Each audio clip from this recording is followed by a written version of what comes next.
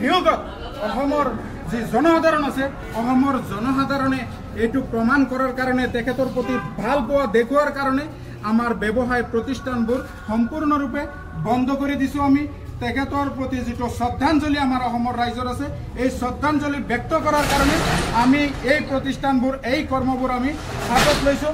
আপোনালোকৰ দেখুৱাৰ কাৰণে আপোনালোকক অৱগত কৰাৰ কাৰণে মই এই স্থানৰ পৰা যিটো দৃশ্য আছে এই দৃশ্যখিনি অনলাইনত তুলি ধৰিলোঁ। আৰু এটা কথা ভিডিঅ'ৰ যোগেদি মই অনুৰোধ ৰাখিব বিচাৰিছোঁ, অখিল গগৈ ডাঙৰীয়াই যিটো বক্তব্য কৰিছিল আজি এই বক্তব্যটো খালি অখিল গগৈ ডাঙৰীয়াৰ নহয়, এইটো গোটেই অসমৰ ৰাইজৰ বক্তব্য। মই অনুৰোধ কৰিম মাননীয় মুখ্যমন্ত্ৰী ডাঙৰীয়াক তেখেতে যাতে অখিল গগৈৰ যিখিনি কৰ্ম যিখিনি কথা কৈছে জুবিন গাৰ্গক লৈ পেলাই আজি ৰাতিপুৱা এই কথাটো আপুনি হকীকতত প্ৰমাণ কৰক, বাস্তৱত প্ৰমাণ কৰক, কৰি দেখুৱাওক। কাৰণ অসমৰ ৰাইজে এনেকুৱা হোৱাটোই বিচাৰে। জুবিন গাৰ্গ আছিল এজন অসুস্থ মানুহ। জুবিন গাৰ্গে কেতিয়াও স্কুল ড্ৰাইভিঙত কেনেকৈ গ'ল, কোনে লৈ গৈছে, কিন্তু যিসকলে যদি লৈ গৈছে যদি কভাৰ কৰিব পৰা নাই তেতিয়াহ'লে এনেকুৱা এটা হাৰ্ড ড্ৰাইভিঙত কেনেকৈ গ'ল এই বিষয়টো গোটেইখিনি বিষয়টো এটা সন্দেহৰ আৱৰ্তনত আছে। গতিকে এইখিনি বস্তু সম্পূৰ্ণৰূপে ছাৰ্ভে হ'ব লাগে, CBI তদন্ত হ'ব লাগে। এই বস্তুখিনি যদি নিশ্চয় কোনোবা কাৰো গাত দোষ নিশ্চয় ওলাব। কাৰণ এনেকুৱা এজন চিজাৰিং পেচেণ্টৰ নিচিনা এজন ব্যক্তি আজি আছিল আমাৰ কাৰণে সেইজনেই সম্পদ, সেইজনে মূল্যৱান ব্যক্তি আছিল। কিন্তু যিজনে লৈ গ'ল, যিসকলৰ দ্বাৰা এইটো ঘটনা সংঘটিত হ'ল, সেই প্ৰত্যেকজন ব্যক্তি যাতে আইনৰ আওতাত আহিব লাগে আৰু অসমৰ ৰাইজৰ আগত কিন্তু জবাবদিহি হ'ব লাগিব। কোনে লৈ গৈছিল, কি কাৰণত কি হৈছে, ৰাইজৰ আগত কিন্তু যেতিয়াই জুবিন গাৰ্গ অসমৰ মাটিত আহি যাব আমি তেখেতৰ প্ৰতি শ্ৰদ্ধাঞ্জলি জনাই পেলাই কিন্তু সেইসকলক এৰি নিদিওঁ। সেইসকলক কিন্তু জবাবদিহি হ'ব লাগিব। অসমৰ ৰাইজক কিন্তু ইয়াৰ প্ৰত্যুত্তৰ সেইসকলে দিব লাগিব যিসকল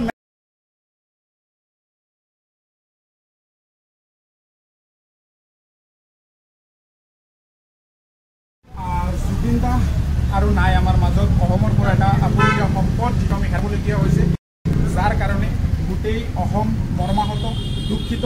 কাৰণ এনেকুৱা এটা এজন মানুহ এজন ব্যক্তি আমাৰ পৰা হেৰাই গৈছে বা আমাৰ পৰা বিদায় লৈছে, ইয়াৰ বিষয়ে সকলোৱে অৱগত। আমাৰ যিখন ঠাই বৰ্তমান মই আছোঁ আমাৰ হোজাই জিলাৰ বৰপুখুৰী ভূঞাপট্টিৰ অঞ্চলৰ দোকানপাট কেনেকুৱা বন্ধ হৈ আছে, প্ৰত্যেকেই এইটোৰ আজিৰ দিনটোত তেখেতসকলে শোক পালন কৰিছে, তেখেতসকল মৰ্মাহত হৈছে। আৰু এই অঞ্চলৰ ৰাইজ প্ৰত্যেকজনেই কিন্তু তেখেতৰ প্ৰতি শ্ৰদ্ধাঞ্জলি জনাইছে। দোকানপাট বন্ধ কৰি সম্পূৰ্ণৰূপে বন্ধ ৰাখিছে, কোনো ধৰণৰ ব্যৱসায় প্ৰতিষ্ঠানৰ লগত সংযুক্ত হোৱা নাই। সেইকাৰণে স্তব্ধ কৰি দিছে ঠাইডোখৰ। আমাৰ হোজাই জিলাৰ ভূঞাপট্টিৰ ঠাইডোখৰ সম্পূৰ্ণৰূপে স্তব্ধ হৈ গৈছে।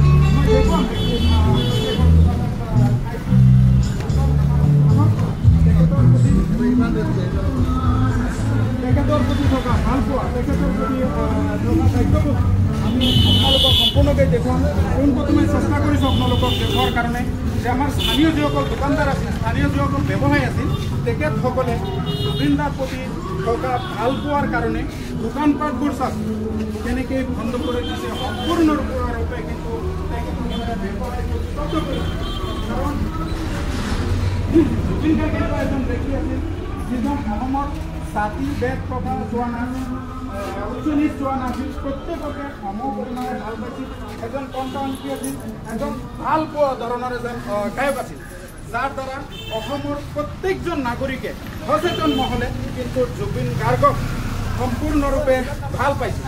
যাৰ কাৰণে তেখেতৰ বিয়োগত ব্যৱসায়, স্কুল কলেজ, যিমানখিনি শৈক্ষিক প্ৰতিষ্ঠান আছে, ব্যৱসায় প্ৰতিষ্ঠান আছে, এইবোৰ কিন্তু সম্পূৰ্ণৰূপে ক্লজ কৰি দিছে, বন্ধ কৰি দিছে। কি কাৰণ?